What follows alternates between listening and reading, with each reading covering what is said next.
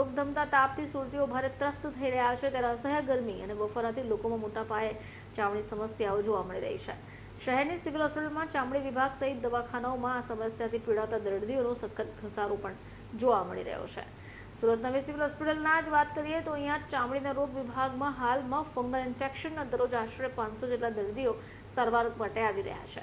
કેટલા દિવસોથી અતિશય ગરમીને કારણે શરીર પર ખંજવાળ, ચામડી પર લાલ ચકામા થઈ જવા અને ગળા, હાથ સહિત સાંધાઓમાં નાની ફોલ્લીઓ થવાની સમસ્યાઓ સામે આવી રહી છે।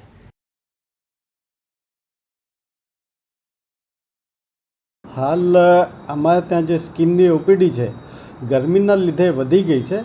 નોર્મલી જે ઓપીડી 400 થી 450 હોય છે તે હાલ 500 થી 550 સુધી વધી ગઈ છે।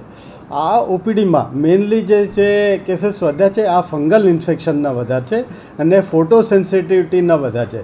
નોર્મલી જે ફંગલ ઇન્ફેક્શન 50 સુધી હોય છે જે અત્યારે પરસેવાના લીધે 150 સુધી પહોંચી ગઈ છે અને ફોટો સેન્સિટિવિટી જે નોર્મલી શિયાળામાં 2 થી 3 હોય છે જે અત્યારે 25 સુધી હોય છે।